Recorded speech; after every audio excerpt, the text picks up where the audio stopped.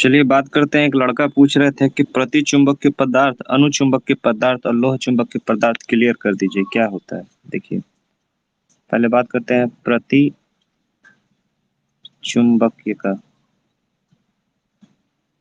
उंगली से लिख रहा है, ठीक है, राइटिंग वाइटिंग बैठेगा नहीं। समझिए प्रति चुंबकीय क्या होता है, फिगर से समझाते हैं। ये मान लीजिए चुंबक है, ये इसका नॉर्थ है, ये इसका साउथ है, ठीक है, उत्तर दक्षिण है। अब ये चुंबक के पदार्थ, ये चुंबक है, ठीक है, और पदार्थ ये है, मानिए ये पदार्थ है, ये पदार्थ, ये पदार्थ है चारों तरफ।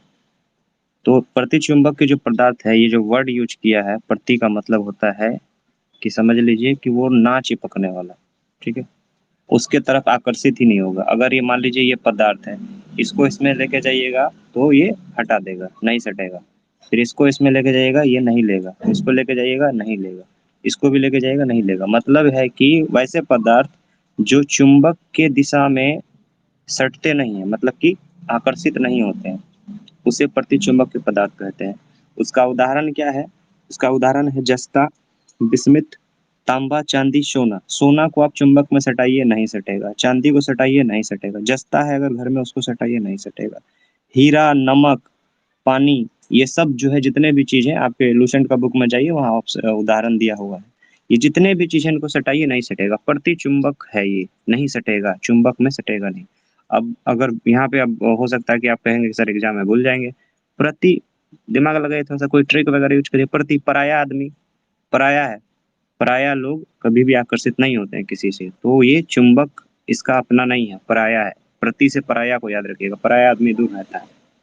चलिए दूसरा पॉइंट पाइए, दूसरा पॉइंट क्या था।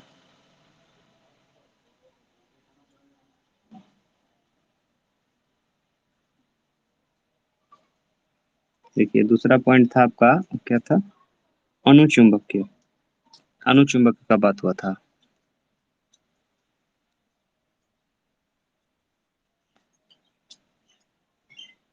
अनुचुंबकीय, ठीक है।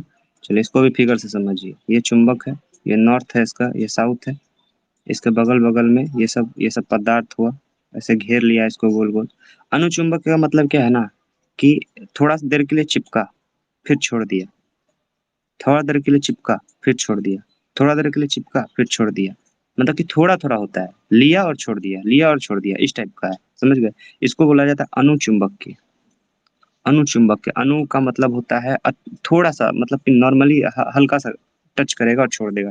तो इसका उदाहरण क्या होता है, इसका उदाहरण आप ले लीजिए क्रोमियम, सोडियम। मतलब कि ध्यान से देखिए तो आप ज्यादातर क्या कहते हैं उसको, अभिक्रियाशील पदार्थ, आपका क्रोमियम, सोडियम, ये सब जितने भी हैं, ये सब को ले लीजिए, एल्युमिनियम, ऑक्सीजन, ये वगैरह वगैरह जितने भी हैं, ये सब अनुचुंबक के हैं। अक्सर ज्यादातर इसका क्या कहते हैं, आपको ऑक्सीजन के बारे में पूछा जाता है कि ऑक्सीजन क्या है, तो ये अनुचुंबक के है। मतलब कि ऑक्सीजन जो है, इसको जब चुंबक के साथ में, देखिए हम बता दे रहे हैं, ये चुंबक हम बनाए थे यहाँ पे। ऑक्सीजन को अगर चुंबक के साथ में सटाया जाए, मतलब कि अगर ये O2 है, इसको अगर आप चुंबक के साथ में सटाएंगे ना, तो ये थोड़ा देर के लिए तो सटेगा लेकिन हट जाएगा। सोडियम को भी थोड़ा देर के लिए सटाएंगे, सटेगा, हट जाएगा। इसी का मतलब होता है अनुचुंबक के। समझ गए होंगे क्या है। चलिए अब एक आता है लोह चुंबकीय, उसके बारे में भी देखिए क्या होता है। एक होता है लोह चुंबकीय, ठीक है। फिर से देखिए ऐसे ही फिगर से समझिए। ये नॉर्थ है, ये साउथ है, ये हो गया आपका चुंबक, ये चुंबक है आपका।